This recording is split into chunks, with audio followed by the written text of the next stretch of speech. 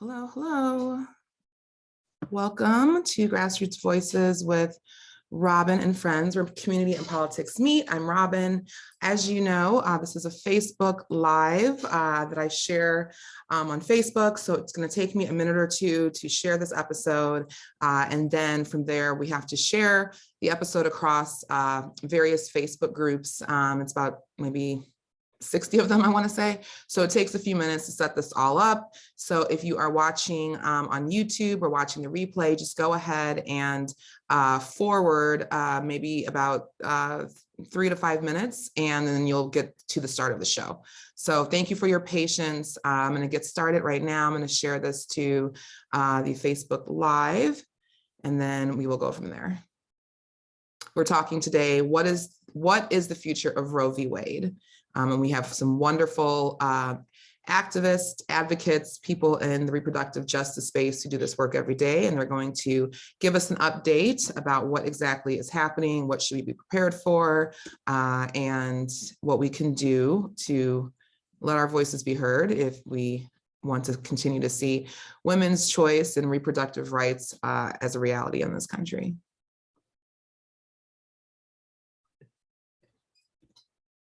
So again, if you're just joining, I am just getting the Facebook Live ready so I can share it to the Team Stacey Abrams Facebook group on Facebook. And then from there, I have to share this episode across the various political groups. So it takes a couple of minutes. So please be patient with me. And then if you want, you can always forward about 3 to 5 minutes in, and then you will get to the start of the show.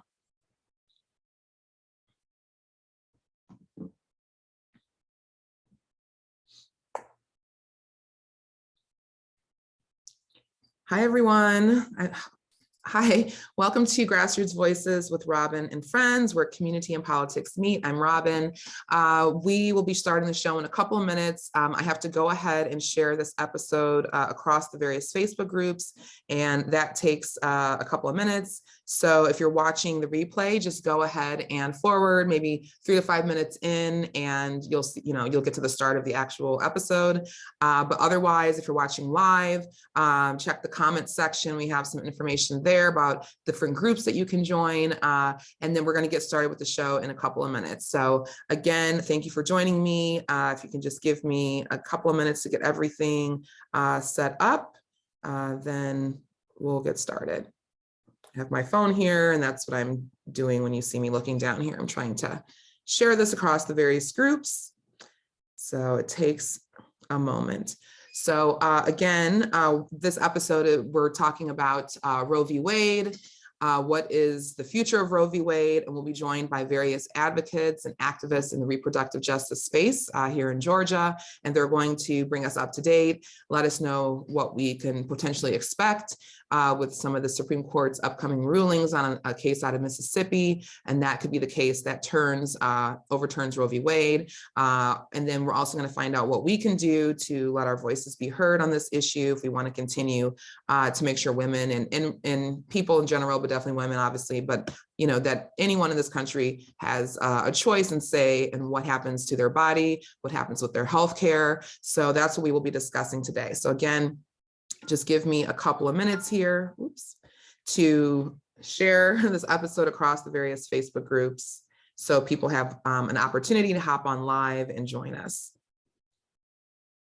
So check the comments section. We'll be dropping links throughout the show about how to get involved with various calls to action from current guests, past guests, and sign up links as well. Okay. Sign up links as well when it comes to joining our groups, because we're gearing up for 2022. So again, if you're just joining, we're going to start the show in a couple of minutes. Give people a chance to hop on. And again, thank you for your patience. I appreciate it. All right, we're almost there. So I try to start the show by about 5 minutes in. So just give me another minute or two, and then we'll get started. Thank you for coming.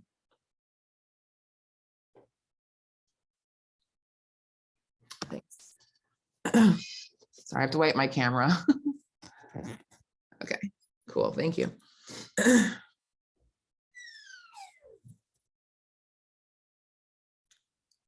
So if you're just joining, we're gonna start the show in about 1 minute. I'm just sharing this episode across the various Facebook groups, and that sometimes takes a minute or two. So we'll be getting started. Again, this is episode 20. I can't even believe it. We've been doing this show since August 13th of 2021, and we're already on episode 20. We've had shows every week, and we'll have our last show tomorrow. So thank you everyone for tuning in, and thank you to all my guests. And again, I'm just sharing this episode across the various Facebook groups so people can have a chance to hop on and watch live. If you're not live, then just go ahead and forward maybe, a couple minutes, and then you'll see, the start of the actual episode. So almost there, just sharing to a few more groups,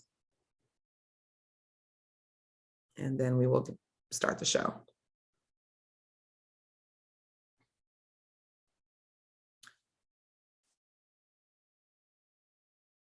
So again, today we're speaking with various reproductive justice advocates and activists here in Georgia who are going to talk about the future of Roe v. Wade, what we're seeing happening in the Supreme Court with the Mississippi case that could potentially overturn Roe v. Wade, and we're going to find out what we can do about it on our end and what we should be watching out for. So it's going to be a really interesting show. This is the third show we've done on reproductive justice and reproductive health care.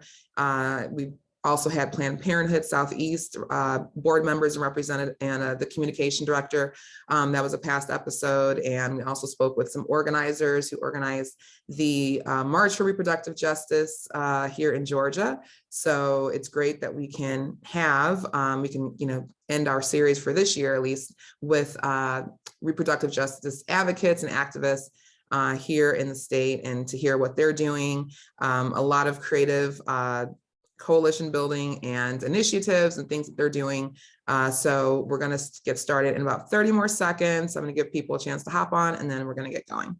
So again, thank you for your patience. Thank you for coming. Check the comments section for any information from past episodes and current episodes. And I think I have, okay.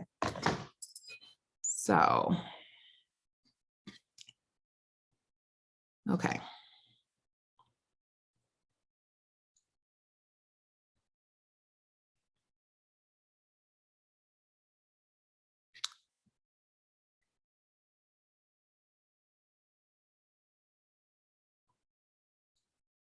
Okay. Welcome to Grassroots Voices with Robin and Friends, where community and politics meet.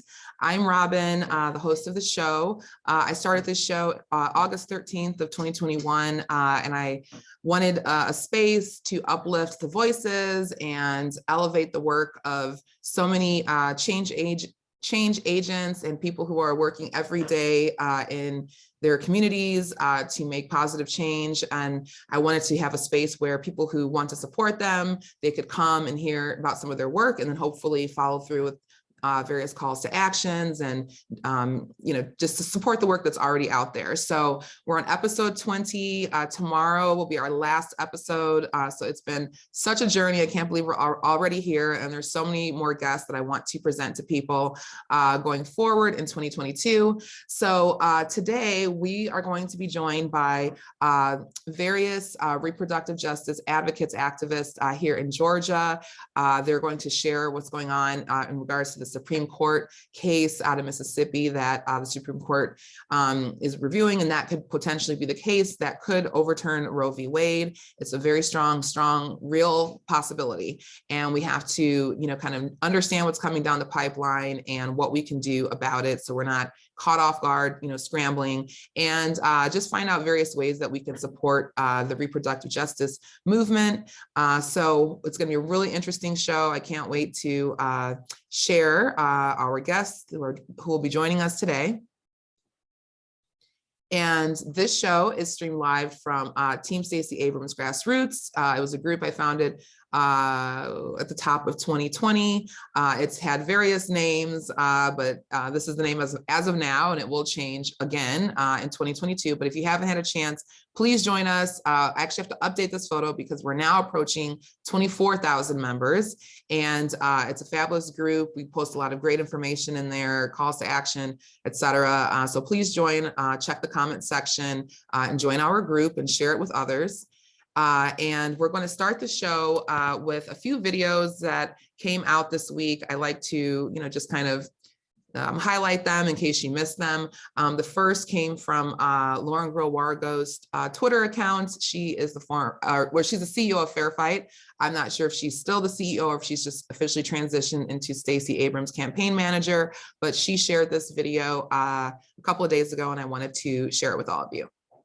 Breaking news in the 2022 election. With a major announcement, Georgia politics are right back in the national spotlight. Georgia's political world is abuzz. The race is officially on for Georgia's next governor. Democrat Stacey Abrams is headed back to the ballot, jumping into the race to become Georgia's next governor. Stacey Abrams announcing her second run for governor of Georgia in a 2.5-minute Twitter video. Because opportunity and success in Georgia shouldn't be determined by your zip code, background, or access to power. This will likely be a closely watched race all across the country. My mission is to serve every Georgian, whether they agree with me or not. Abrams would be the state's first Black governor and first female governor. We know what we're facing, and we are ready to encourage voters to understand that this is how we set the future. Abrams says she's back because her heart is all about service. Georgians are in pain. They need leadership. They need support. And my mission is to show them what a great Georgia future can look like. She also plans to campaign on helping the unemployed and marginalized communities. I know what it's like to live in a zip code that is disregarded. I want to be the governor of Georgia because I know how to do it right.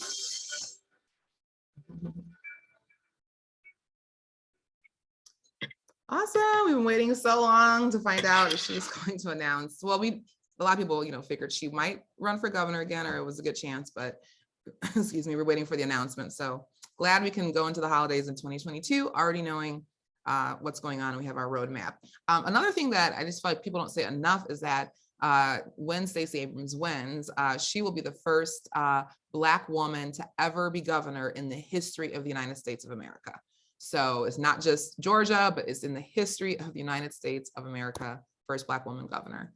All right, let's move on to, if you have not already seen her announcement video, and as well as the We Are Georgia, One Georgia campaign, I want to share that with you now. We were born for such a time as this.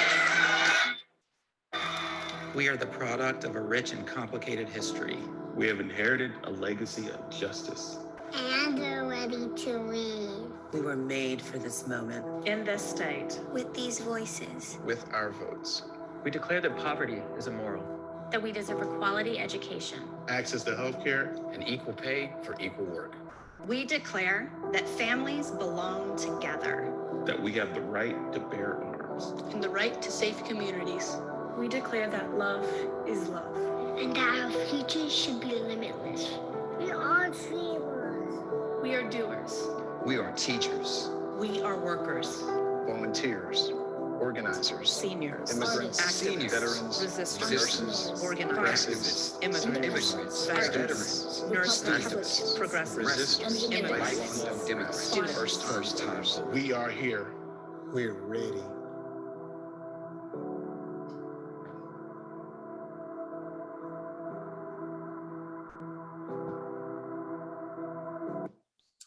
All right, so we've been able, I guess maybe that was from last year. But anyway, saw some familiar faces in there. The next video I want to play is from Bee Nguyen. She's running to be Georgia's next Secretary of State. Obviously, we have seen how important it is to have a Secretary of State who's in integrity and who follows the law and has ethics, because we clearly did not have that in 2018 when Brian Kemp was the Secretary of State, and he would not recuse himself, and he abused his power in order to run the election as well as run for governor. So, and obviously we saw in 2020 as Trump has tried to get various Secretary of States and various election board members to overturn the election results.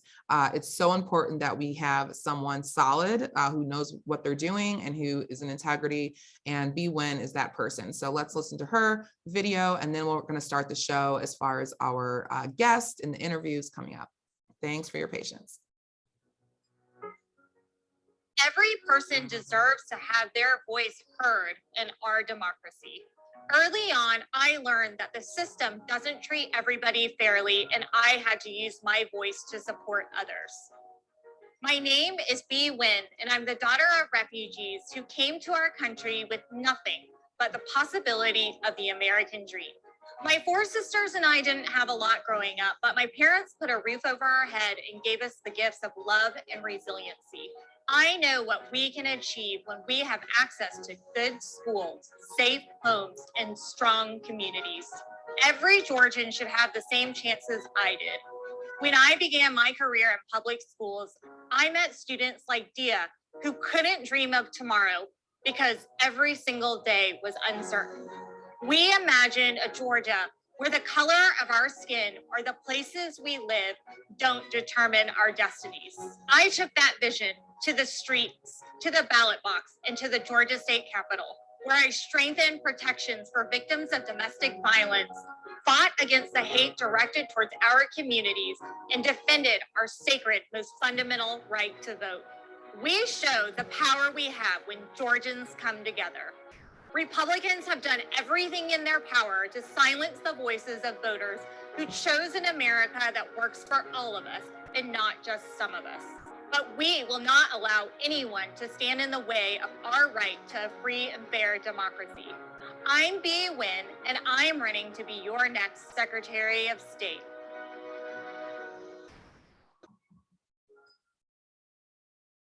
All right. So I just want to check because I'm hearing that the live is not playing, which I don't understand that. Let me check what's going on. I don't know. Facebook's been very wonky and uncooperative as of late. Okay. Okay. It looks like I'm still live. Okay.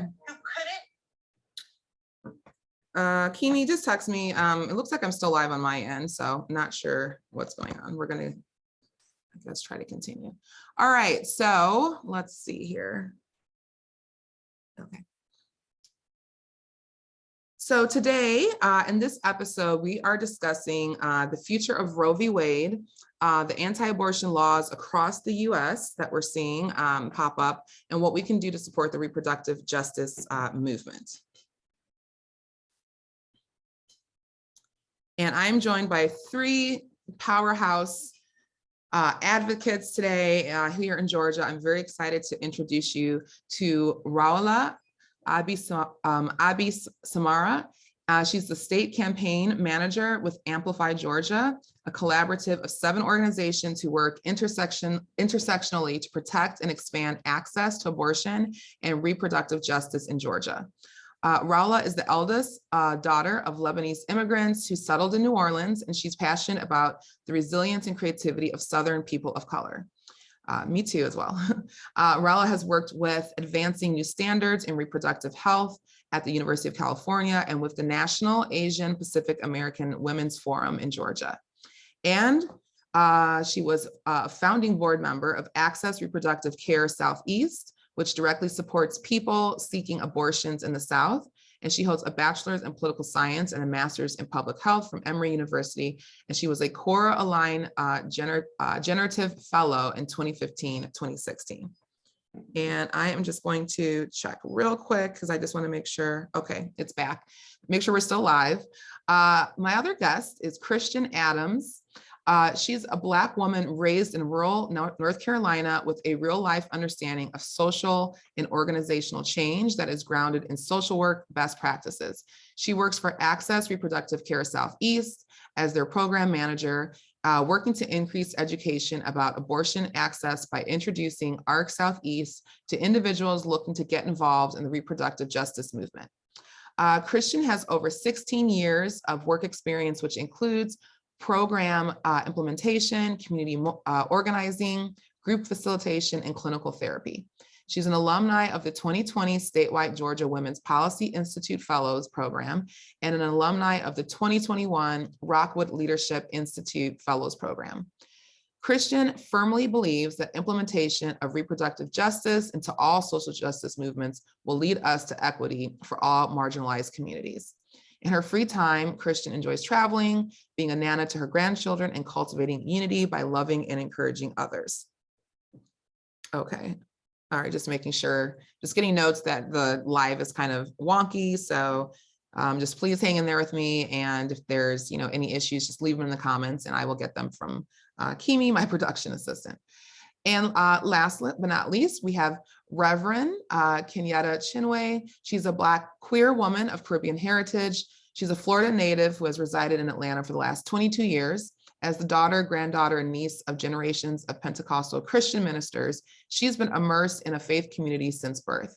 While a young artist singing and reciting in church, she was always interested in using her gifts to push the world in the right direction of liberation, equity, equality, and harmony. Her desire to use both her art and faith as agents for change motivated her to attend Howard University, first as a classical voice major, then shifting majors to musical theater. She was herself ordained in the Apostolic Church in 1997 as a youth minister, but has since separated from that denomination. Her quest to understand and fully embrace the spiritual aspects of life and service led her to explore the areas of faith-based leadership by engaging in 2 9-month processes that conferred on her the titles of priestess and high priestess, respectively. Okay, I'm hearing the live just ended. Just give me one moment to see what's going on. Facebook, I tell you, it's not really sure what's going on. Okay, we're just going to continue and I'll maybe have to just post the episode later. So we'll see if it comes back in. All right, let me finish. All right. Kenyetta has spent 15 years working in finance, sales, and marketing. And for the last 3 years, she has been utilizing the skills she gained in faith-based leadership, arts, and management to advance the work of reproductive justice as the Sistersong Amplify project coordinator and faith advocacy coordinator. She's working to build a base of visible and vocal faith leaders and people of faith who openly support the cause of reproductive health, reproductive rights, reproductive access, and justice. She will pursue her love of the arts, and you will see her performing from time to time in the Atlanta area. And she has released a debut EP, Seasons, in 2015, and is currently working on a full-length recording project. All right, wonderful. So I'm going to bring everyone in. Hopefully the live will kick back in. If not, then I'll just have to replay it. So give me a moment to bring our guest in.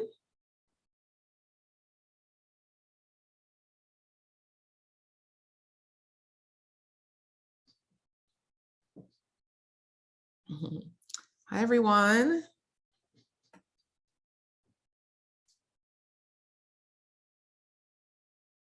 Welcome, welcome.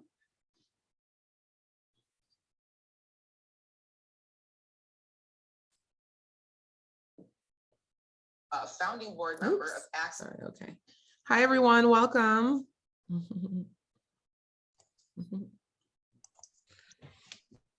Hello. Hi, Robin.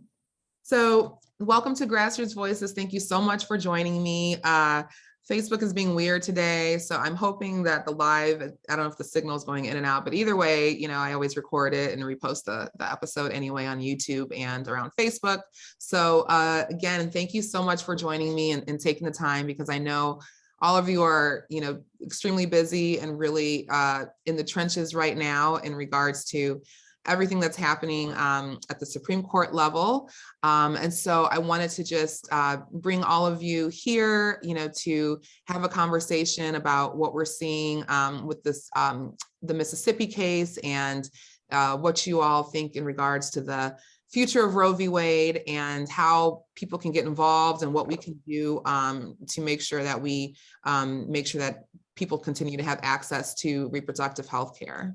So where should we begin? Roula, would you like to start? I'd be happy to. Let me also say my name for your listeners. Yes, please do. I'm so sorry. Yes. That's fine. It's Roula AbiSamra. I'm with Amplify Georgia, and there's two things that I think is really important to say right off the bat. One is that all three of our organizations are 501c3 nonpartisan organizations. So we are happy for you all to support any campaigns or candidates that you're interested in. And our drumbeat is make sure you're voting for candidates that share your values and your political stances. Ask them about where they stand on issues you care about. We have nothing to do with campaigning for specific candidates, but we are always going to carry our values and issues until we get to the finish line. And so the other thing I want to say to start off our conversation, and I think Christian and Kenyetta can both speak to this, is Roe versus Wade is the floor, not the ceiling, of the rights that we should have and the access that we should have. In fact, it doesn't define what access should look like at all. It only talks about the rights between a pregnant person, in fact, they use a pregnant woman, and her doctor. And in fact, the right of every pregnant person is inherent to them, in our view, is a human right. It's not about what a doctor thinks. And it has to actually not just be on paper. It has to look like access in real life for people who are pregnant and decide they need an abortion. And I think that my fellow guests are going to speak to that. And so I'll let them have the conversation next. Thank you, Roula. Who would love to jump in first? I guess I can go. I didn't realize my mic was unmuted already too. Yeah. So my name is Christian Adams. I use she, her pronouns, and I'm the programs manager at Access Reproductive Care Southeast. We're a reproductive justice abortion fund located here in Atlanta. And we serve, as a regional fund, we actually serve 6 states. So we serve callers that are seeking procedures in Georgia, in parts of Florida, Mississippi, Tennessee, and South Carolina, and Alabama as well. And I'll let Kenyetta introduce herself. Hello, everyone. I am Reverend Kenyetta Chinwe. My pronouns are they and she, and I am the Faith Advocacy Coordinator and Amplify Project Coordinator for Sistersong, the Women of Color Reproductive Justice Collective. My work is at the intersection of faith and reproductive justice, and mostly what I do is around culture shift and narrative shift for faithful people who already internally align with the idea of reproductive rights, health, and justice, but are looking for moral authority to do so in a visible and vocal way. And so that is kind of the work that I do. So could we just maybe start with what's happening now with the Mississippi case for those of us who have maybe just heard a little bit about it and don't really understand how the case got there and what they're looking at. If anyone could maybe just even give us a brief synopsis there, that would be a huge help. Yeah, if y'all are okay with it, I could jump in. All right, I'm happy to start. So abortion has been in the news quite a lot lately, and there's actually multiple reasons for that. The one that has been on folks' radar for some time and has a lot of these instances have national implications, but we're going to talk about Dobbs versus Jackson Women's Health Organization, a case that came out of Mississippi. We're all standing in solidarity with the people of Mississippi whose rights are being challenged by their own state. We here in Georgia are really familiar with that. In 2019, the Georgia State Legislature passed HB 481, which is an abortion ban. It bans abortions after fetal cardiac activity can be detected. That's basically an electrical pulse of the cells that someday in pregnancy, much later, will turn into a heartbeat, but it's the misnomer, therefore, is a heartbeat bill. We don't call it that. It is an abortion ban. 6 weeks from your last normal period is around when that electrical pulse starts happening. And so we're talking about almost all abortions being banned. Why is abortion still legal in Georgia? Because that ban never went into effect because we sued on the basis of it being unconstitutional. I say we, that was actually Sistersong, the Feminist Women's Health Center, and a number of other organizations. They said this is in clear violation of Roe versus Wade. It's unconstitutional. It can't go into effect. We're suing the governor and the state to not be able to enforce the law.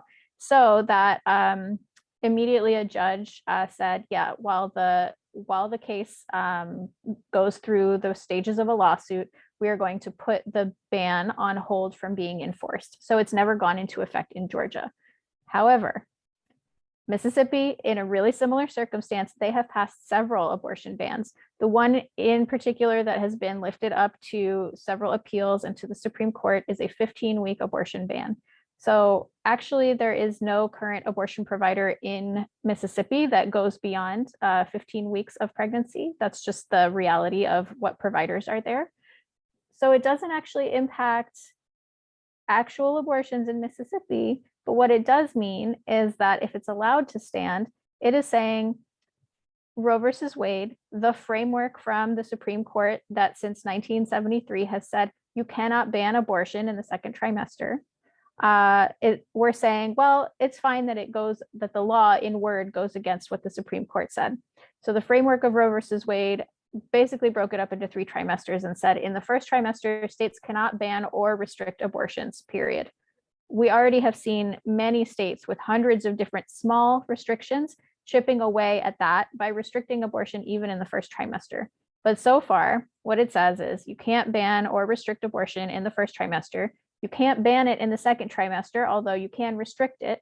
And in the third trimester, states have the leeway to ban abortion completely, but they still have to make exceptions for the life and health of the pregnant person. Even that has not been respected, I would say. There are some states that are banning it without any exception. So this goes right to that middle part of the framework, the second trimester. If you can ban abortions in the second trimester at the state level, it means like, oh, we can just willy-nilly toss out parts of this framework that is supposed to be the constitutional floor, the rights that we have anywhere in the country that we go. So Mississippi is going to the Supreme Court, and they're not just implying, they're saying outright to the Supreme Court, we know that it goes against your interpretation of the Constitution, but why don't you revisit that standard that has been in place since the 70s? Maybe interpret it a different way, maybe overturn it so that we can have an abortion ban that stays in place. As soon as, so on December 1st, oral arguments were heard, and that is basically the argument that the state made to the court.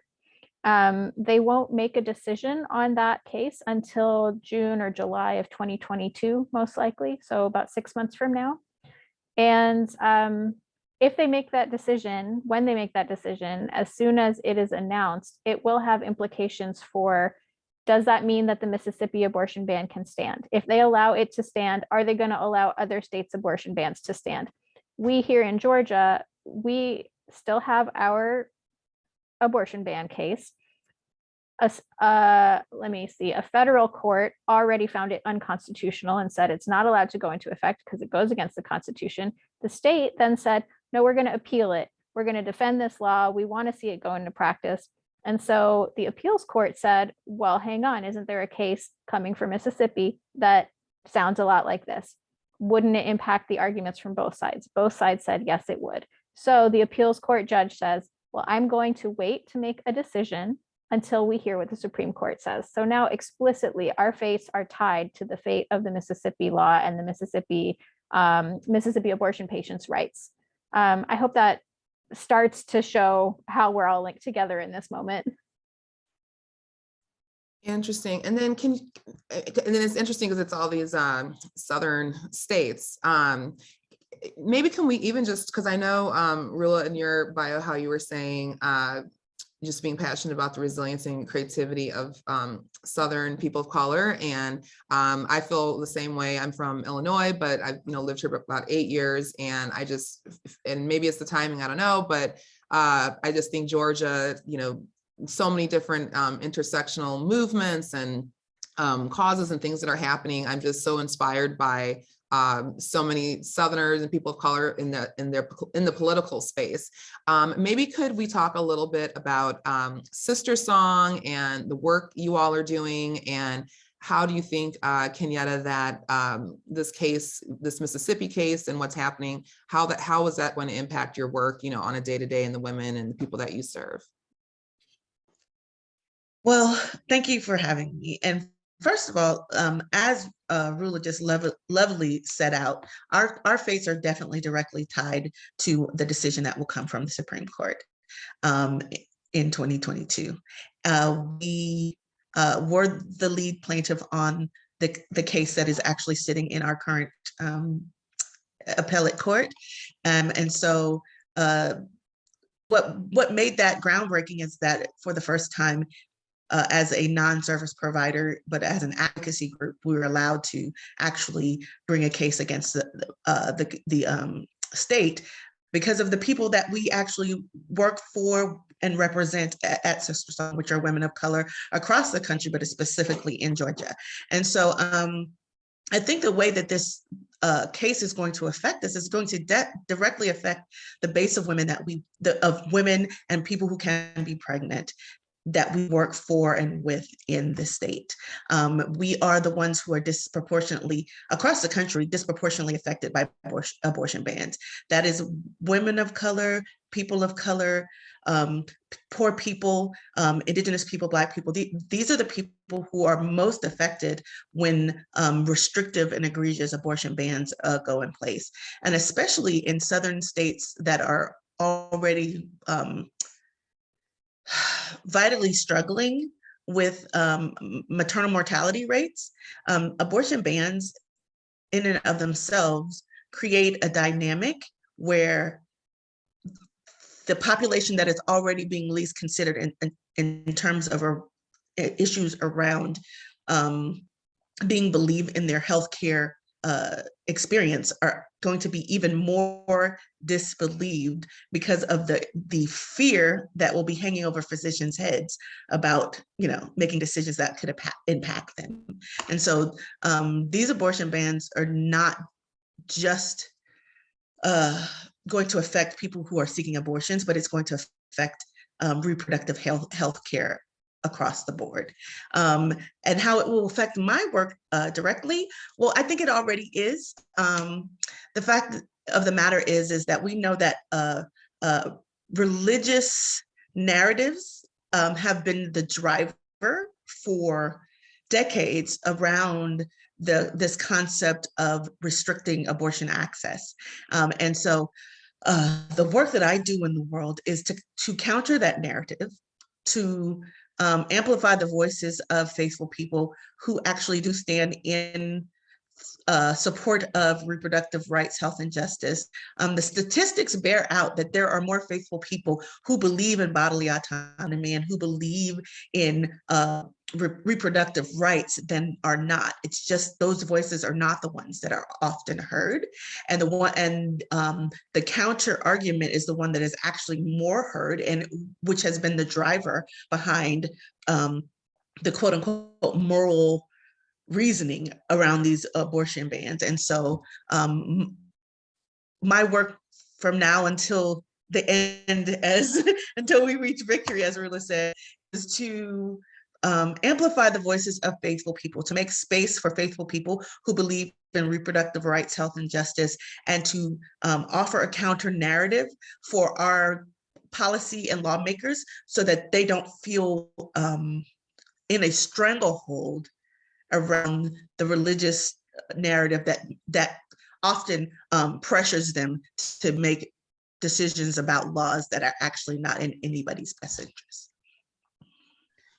Yeah, it's so interesting because just being a woman and always having supported choice and things like that, it's still I feel like I don't know anything at the same time too, because it's so complex and there's so many different layers. And you're right, you don't hear a whole lot of faith leaders out there, or maybe the media is not giving them a space to share their voice on this. So that's interesting when you were sharing that the majority of them support, like you said, body autonomy. And I just wanted to say too, in the comment section, you can go to sistersong.net to get more information about Sistersong.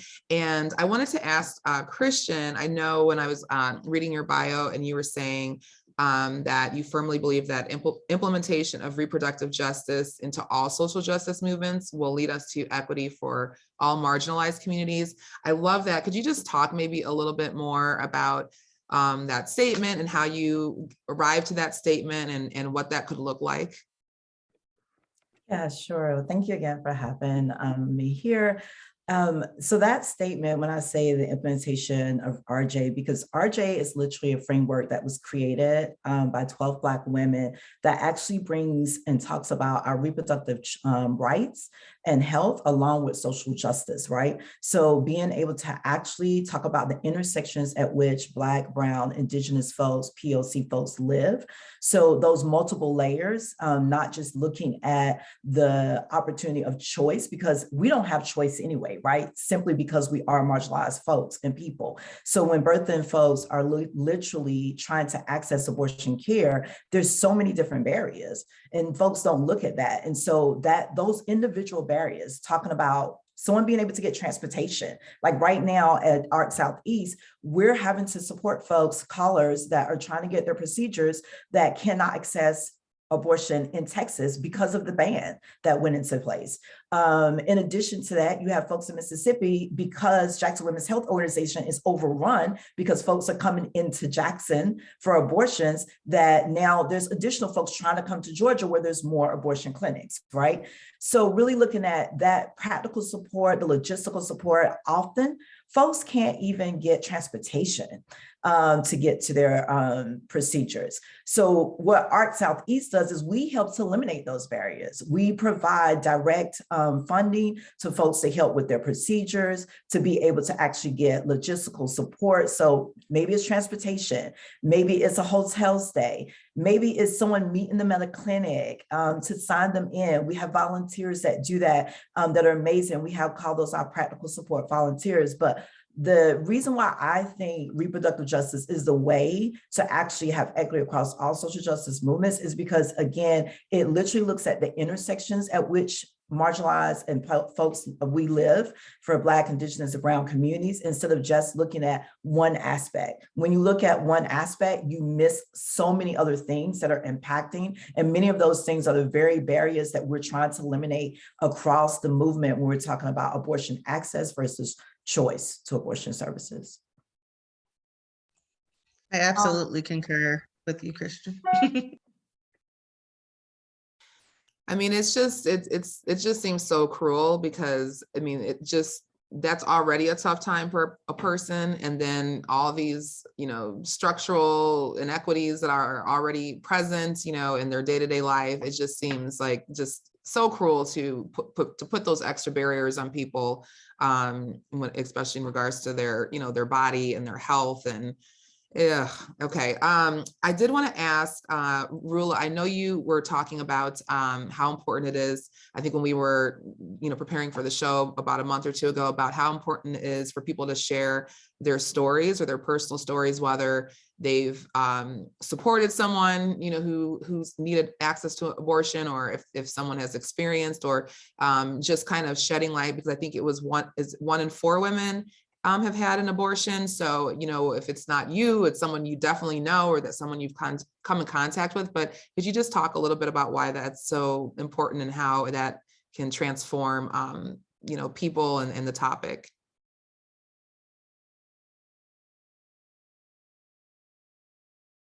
Forgot I was muted.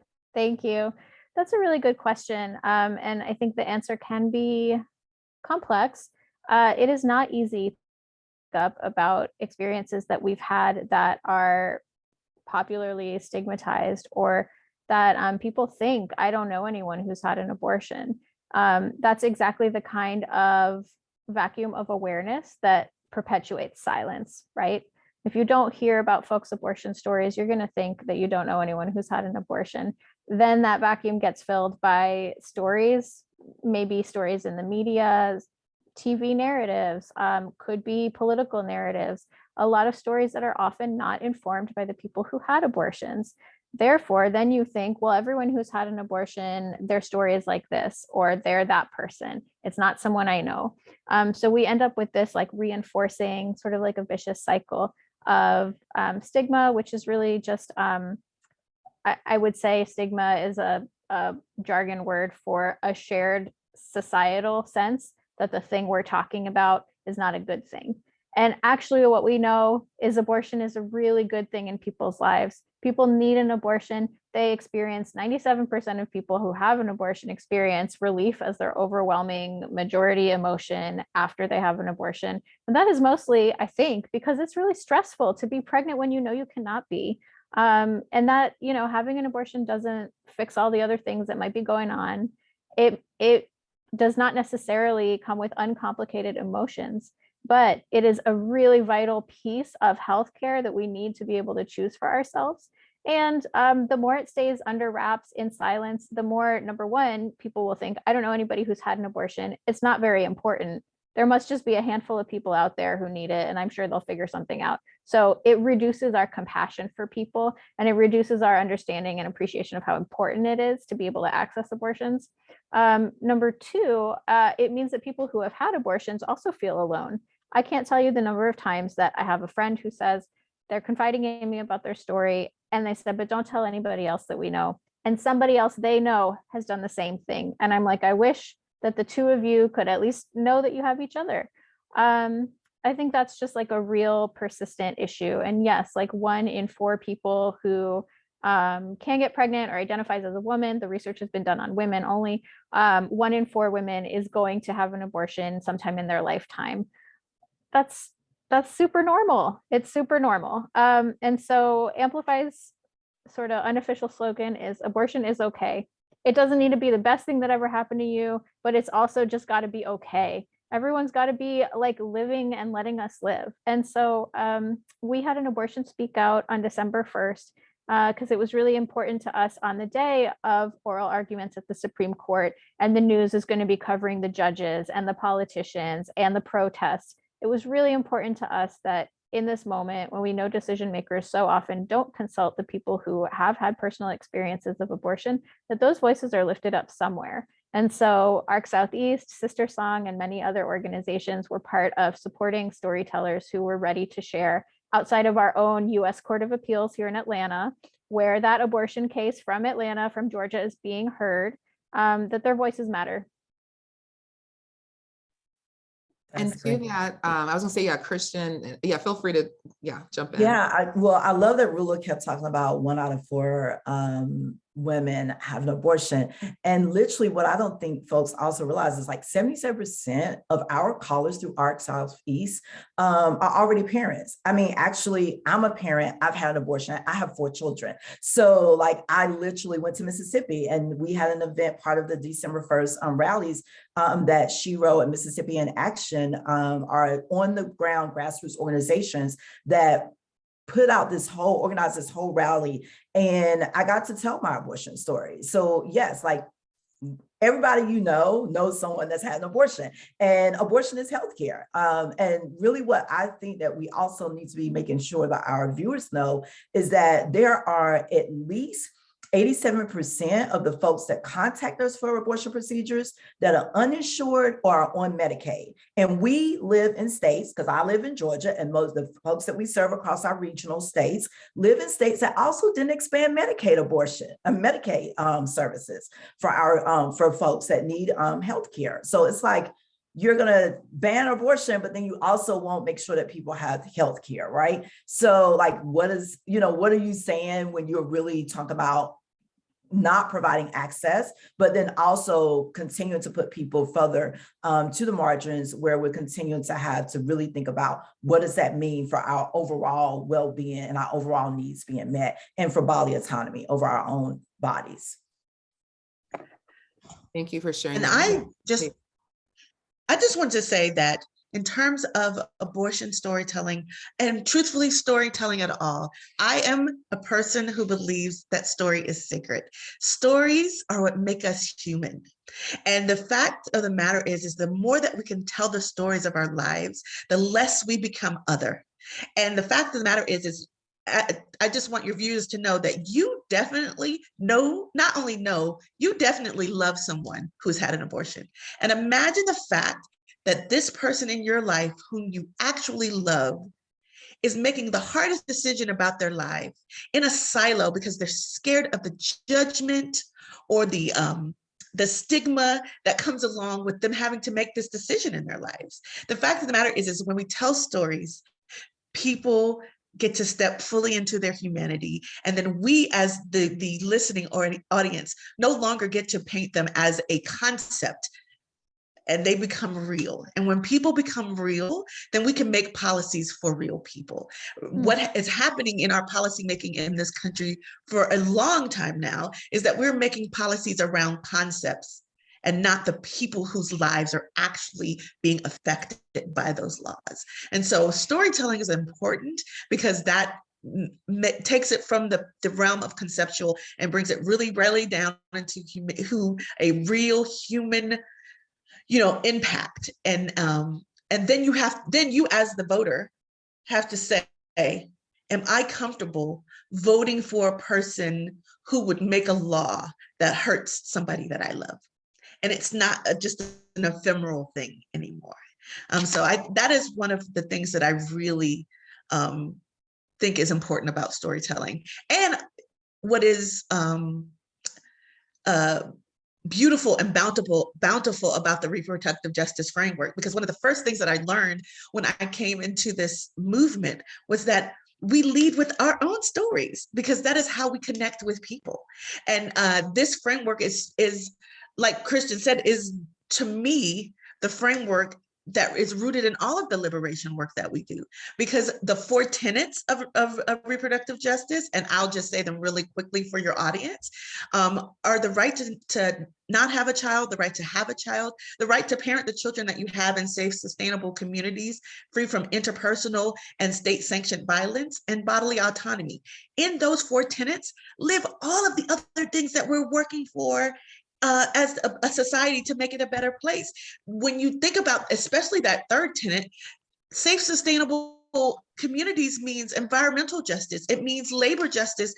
It means food justice. It means criminal justice reform. It means, working against the police state that over-police our communities. So supporting reproductive justice and its expansive framework means that you're supporting a full person, and it is going to lead us to the liberation that we want.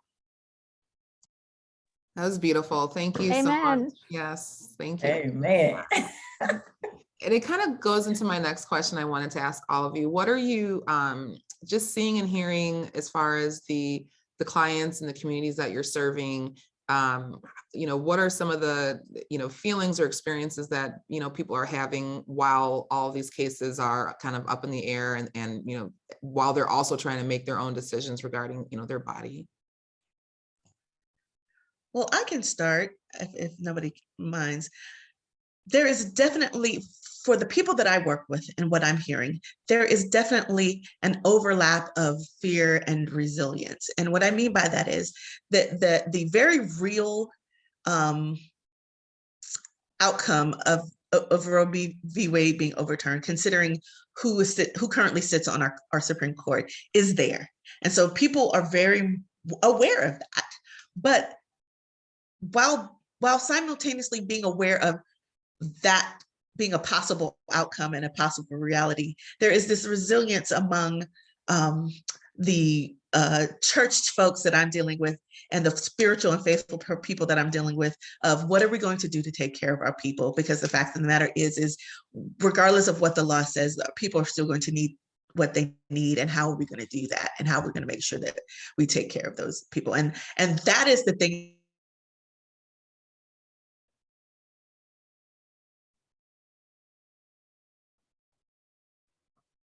Kenyetta's frozen on my end. Okay. Yeah. Maybe she'll come back. Yeah, we lost her. Okay, she'll be back. Yeah. And I'll just add to that. Oh, go ahead. Am I back? For a second, Kenyatta, you're back now. Okay, awesome. All I'm saying is that the juxtaposition of those two things is actually inspiring to me, because it shows me that we are committed to each other, and truthfully, that is the only way we make it to liberation. And yeah, that was amazing. Absolutely, Kenyetta. And I'll just add to that, we have a helpline that is up every day, except for Sunday. And that literally is the way that callers come in to access reproductive care, right? To actually, so that's the first line. And through that health line, we often are met with callers that are feeling anxious because I'm living in this state and I'm trying to get to Georgia, right? But I don't have a vehicle. I don't have someone to watch my children. I remember talking to one caller who was actually trying to get to Alabama from Mississippi.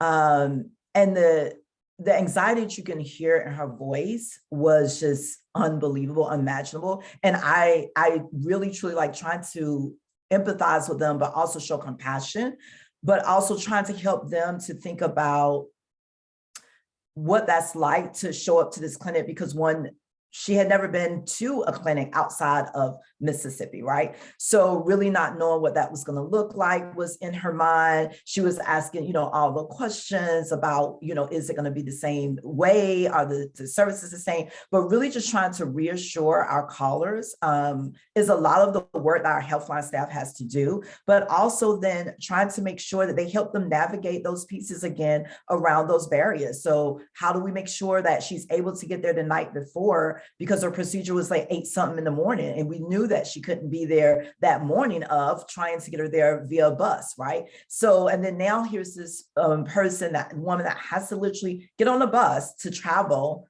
to Alabama with other children to be able to get these services. And I think often we really don't talk about that abortion literally is healthcare. It is safer than actually birthing children in this world that we live in the United States.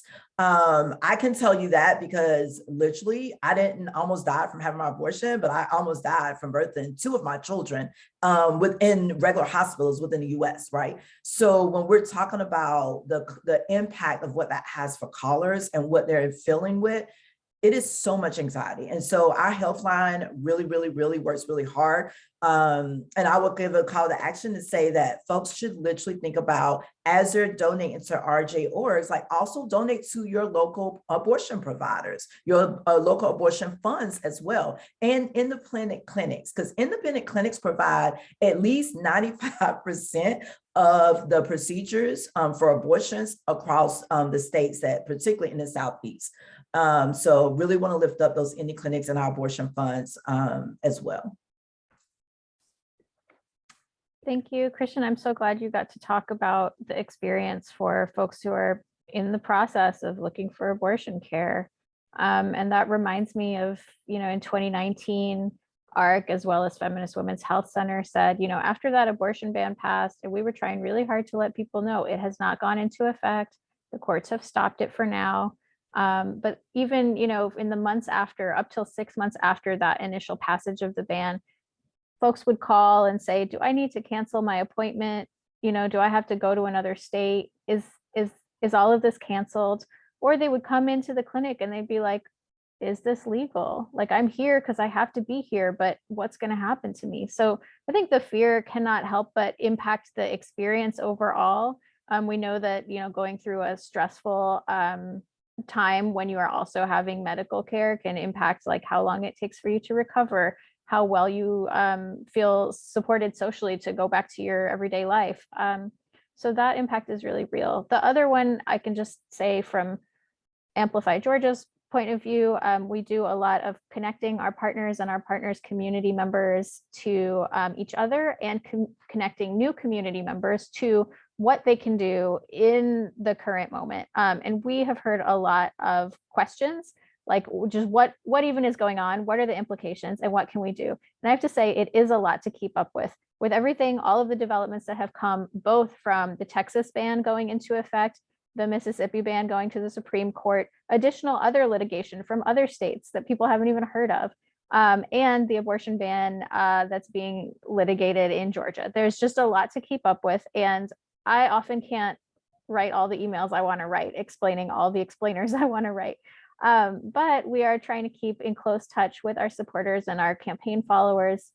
I don't think we've mentioned this, but Amplify Georgia and our partners have a campaign to not just push back against abortion restrictions that are coming our way from these developments at the state and national level, but also to introduce what our vision of actually liberated abortion looks like.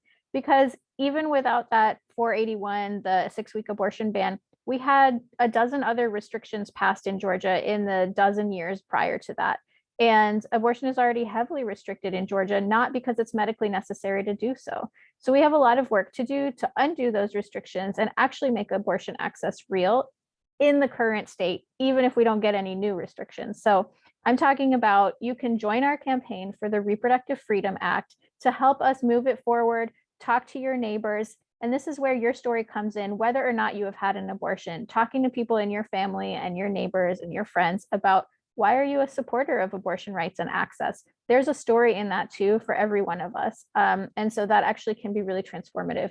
If you would go to abortionislegalingeorgia.com, all the way spelled out, abortionislegalingeorgia.com. This is my call to action. You click on that big purple button, it says join the campaign to amplify Georgia's abortion access.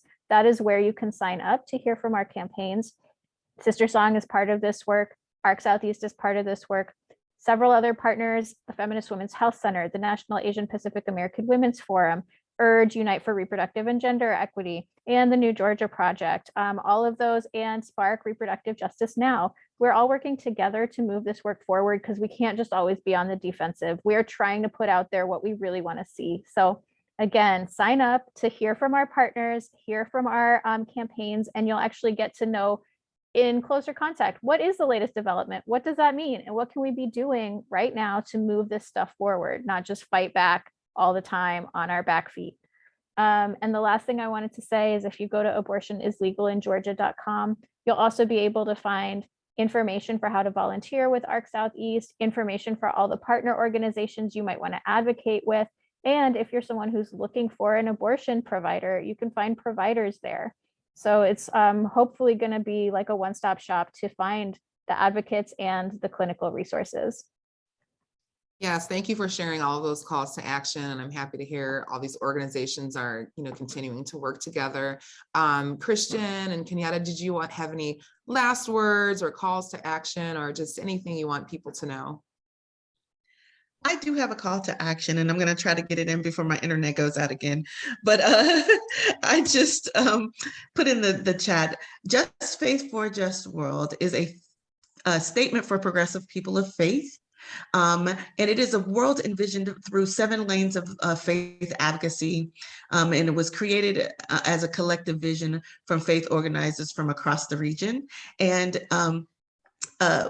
we will be using, if you sign on, if you read this statement and you agree with this just world that we're envisioning, we will be using that, the people who sign on for that, to build power around cross-movement faith organizing. Because like I said earlier, I believe that reproductive justice is the container for justice. I believe that reproductive justice is the bridge for all of our justice movements. And if we can find a way to get faith organizers who are doing good work at these other intersections of faith and social justice to come together with the work that we're doing with reproductive justice, I believe that we, the people, will always have the power. And so please go to justfaithforajustworld.org and read that statement. And if you believe in it, if you agree with it, sign it. And you will be contacted in the coming year about ways that you can get involved using your faith to help bring about this just world that we're envisioning. The only thing I was just going to tell people I dropped the link in the comments, so please check that out. Okay, Christian. Oh, no problems, Robin. I would just ask the call to action again that folks donate to ARC Southeast. You can follow us at www.arcsoutheast.org, but also to consider becoming a practical support volunteer. Those are the folks that would literally are there to help support our callers, to get them rides, to offer childcare, sit with their children sometime outside, at a clinic. to sign the folks into clinics because they have to be signed in to go for their procedure, and then someone possibly sign them back out to make sure they're okay after the procedure. We are looking for practice support volunteers. We have a training coming up after the top of the year in February. So we definitely want folks to go to our website. You can actually go there and find the application to apply to be a volunteer with ARC Southeast. And then also definitely have the courageous, I say, kitchen table conversations. And I sort of coined this because I know that this is where most of that the conversations happen in the South, right? We love being around the kitchen table. Folks want to be together. Well, you're in the middle of the amazing holidays that are coming forth. Take advantage of that. Have those courageous conversations. If you support and believe and know that body autonomy is what we all should have a human right to, then please begin to start speaking up and speaking out to help amplify the voices for folks that literally are that need to have these procedures and access to abortion services.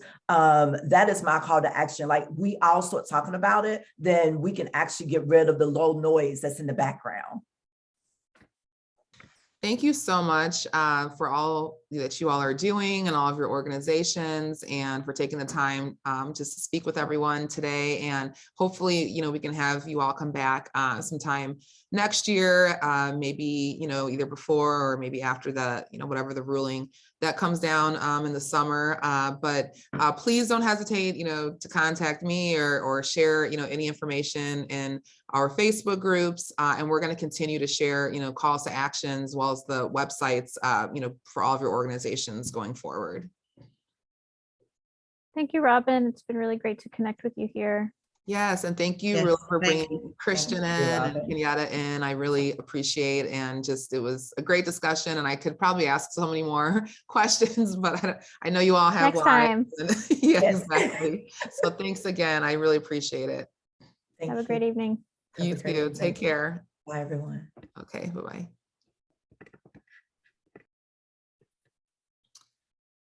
I just tell you, it's just, again, it just seems so cruel, because it's just obviously just already a difficult decision, or maybe it's not difficult for everybody, but it's just, it's just not a decision that people take lightly, but it's something that, really impacts, people's lives. And it's just a shame that they have to deal with all of this opposition and not have the support and resources in such a time. So it's something else. I hope people learn something on this episode, and I hope that people will do what you can to support reproductive justice and to support real people, who are faced with these choices. So again, check out the links in the comment section. If you're not able to give your time, at least make a grassroots donation, towards that, so they can have the resources and the support that they need to do the work.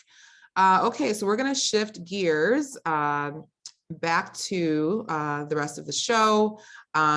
Again, I just really had a great time, meeting people like all of our guests, and just really learning about what they're doing on a day-to-day, because sometimes it can feel like, you're the only person, or that it just feels overwhelming, like there's all these, problems and issues. And, you don't always know that there's people like Roula and Kenyetta and Christian who are out there every day, working on people's behalf to create change and to protect people and make sure that people have the support that they need. So it's been really amazing meeting all of these guests.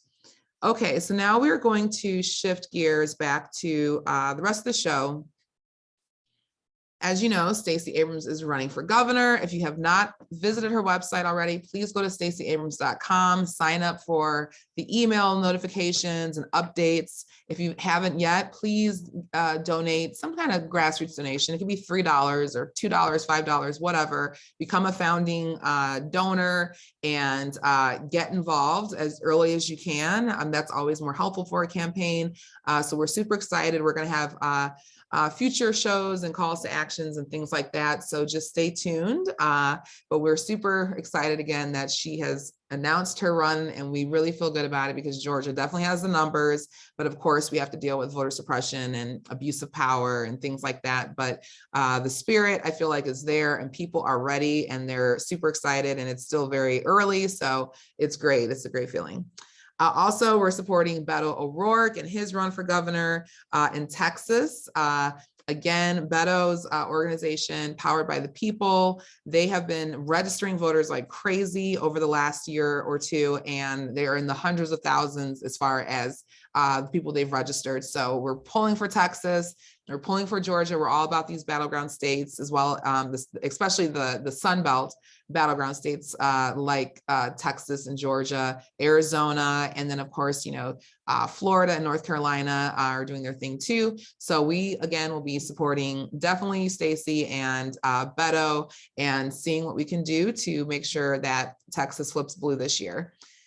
And if it's not this year, it'll be the next year, but either way, it starts now. But I do feel like I'm a hopeful person, and I feel like you should keep the faith and keep working hard, keep your nose to the ground, and do whatever you can support Texas, because it's going to happen. It's inevitable that Texas will flip blue. All right, we're still doing Freedom to Vote Fall, Fair Fight Action is their initiative. The fact that we have to keep fighting and begging and demanding the Senate to pass voting rights. Obviously, the Republicans are standing in the way of it, using the filibuster rule, which means that the Democrats, even though they would have a tie with Vice President Harris being the one who would break the tie, because the Vice President is the tie-breaking vote. There's a Senate rule, the filibuster, that requires 10 additional votes from the Republicans, so you can have a 60-vote majority in order to get anything passed. It's ridiculous, it's racist, it's a Jim Crow relic that has been used. And so that brings me to, well, before I get ahead of myself, fair fight, they're asking people to still call your senators and ask them and demand that they pass the John Lewis Voting Rights Advancement Act, as well as the Freedom to Vote Act. They're two different bills. We need them both. So call 833-465-7142, 833-465-7142, and it'll take you to the number where Fair Fight will give you an option to put your zip code in, and then it takes you right to your senator. So please, please, please, before the holidays are in full swing, please call your senators and again demand that they pass voting rights. Then this leads us, because I was talking about the filibuster, we have to get rid of it. I don't know if it's going to be this time around or next time, but we have to keep calling President Biden and asking and demanding, commanding that President Biden put pressure on the Senate to eliminate the filibuster. So the White House, they have a comment line that's opened up a couple of hours a day, or certain days, and you can leave a comment for President Biden. He has changed his position on the filibuster over time. I haven't heard the latest, but maybe like a month or two ago, he did a town hall on CNN, and he said that he did support either eliminating or carving out an exception for the filibuster, specifically regarding a couple of pieces of legislation. And so infrastructure might have been one of them at the time, but then that passed. So I don't know what the other ones were, but I know voting rights is something that the president has talked about. But again, we have to put pressure on him to pressure the Senate to eliminate the filibuster. That number is 888-724-8746, 888-724-8746. All right, so tomorrow we will have our last episode of 2021. We made it 21 episodes in 2021. That was my goal and objective, and I'm so glad that it all worked out and we had really quality shows and guests. So tomorrow, Wednesday, December 15th at 4 p.m. Eastern, I will be joined by Reed Jones, my friend. Reed is the founder of the People for Stacey Abrams, which is formerly Stacey Abrams for President. And he's also the founder of Stacey Abrams Fair Fight Club. These are both Facebook groups.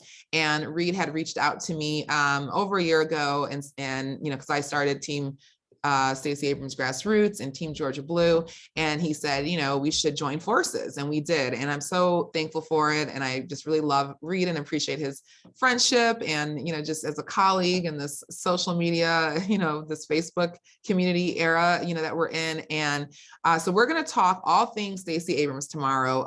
We're going to talk about some of the things that we did over this past year with our groups. We also took a trip to Jacksonville together to meet and see Stacey Abrams and to be able to share and present our work that we've been doing through all of the Facebook groups. So these groups are definitely on her radar, her campaign's radar, as well as various organizations here in Georgia. So thank you so much to everyone who supports all of our Facebook groups. And, if it wasn't for all of you, we would not be here today. And we're just letting Stacey know and her team know that we are here and we are ready and we want to do whatever we can to help her. So we're going to discuss all things Stacey Abrams tomorrow, Wednesday, December 15th at 4 p.m. Eastern. Again, it'll be live and it'll be streamed from the Team Stacey group as well as all the other groups that are either in Georgia or political. It'll be streamed there. So again, last episode of 2021. And here are the groups. These are our sister groups, Team Georgia Blue, Team Georgia Blue is now, I changed the name, we're now going to focus on Stacey's race for governor, Senator Warnock's re-election, Representative McBath's re-election or election to the 7th district because she was gerrymandered out of her district, which is now a Republican district. So this is why the census is important and redistricting is so important. And this is why we need voting rights passed, because that will prevent partisan gerrymandering. But anyway, Team Georgia Blue will focus on, again, Stacey's race, Warnock, McBath, and then B. Wen for Secretary of State. And then we have our other sister groups, Stacey Abrams Fair Fight Club, the People for Stacey Abrams, Blue Georgia for a Stronger and Progressive America, Voice for Humanity, Disability and Democracy, and the Rural Progressive and Afro Southeast Georgian. So please check the comment section for the links and join the groups if you haven't already. We don't all post the same stuff. There's specific voice and audience for each group. So get in on it and please join us. If you have any comments, show ideas for 2022, guest suggestions, recommendations, please email me at grassrootsvoices999@gmail.com. And I'll do my best to get back to you as soon as I can. And thank you for those of you who have thrown out some show ideas and guest suggestions. I'm working on them now. And for all of those people who like to leave comments, I appreciate that too. And if you would like to support the show or support me, it takes a lot of time, work, and energy to put this show together, but I love it. I find it fun and informative, and I do it as a labor of love. I have a whole separate career and a whole separate work that I do in addition to this. So if you want to support the show with a grassroots donation, $3, $5, $10, you can Venmo me or shoot me a PayPal or Zelle. Some people like to do that if they aren't in town or they're not able to, meet me in person. They'll say, hey, take this, grab a coffee, lunch, whatever. And that's, if you want to do that, that's fine. I know some people like to, give grassroots donations, but you don't have to do that. I'm just giving the option. But another way, or many ways to help support the show if you don't want to do a grassroots donation, is to like and share this episode, tag a friend in the comments, join our groups, and keep fighting for voting rights, which means call your senators and encourage other people to call their senators. It literally takes less than 2 minutes. So all of these things, like and share the episode, tag a friend in the comments, join our groups, and keep fighting for voting rights. You do that, that is a tremendous help to the show. You support me, you support all of our Facebook groups and everything that's happening. So that's just one small but very powerful way to help Grassroots Voices. All right, so it has been wonderful again to connect with everybody. I am again going to be on here tomorrow with Reed at 4 p.m. We'll again be talking all things Stacey Abrams. And then we're gonna take a little break going into 2022 just to reboot and reset and figure out kind of what to do next. And again, if you have those ideas, feel free to shoot them to me or email them to me. But we will take a little bit of a break, and then we'll either gear back up with the new season, or I will maybe take some time to recap all of our guests that we've had so far and really try to promote their causes. So we'll see what happens. It might be a combination of both of those things. So again, thank you so much for joining me. I'm Robin. This is Grassroots Voices with Robin and Friends, where community and politics meet. Thank you for joining and for taking the time. And thank you to all of my guests. And I will see everybody tomorrow for our final episode of season 1. So take care and have a wonderful, wonderful, blessed evening.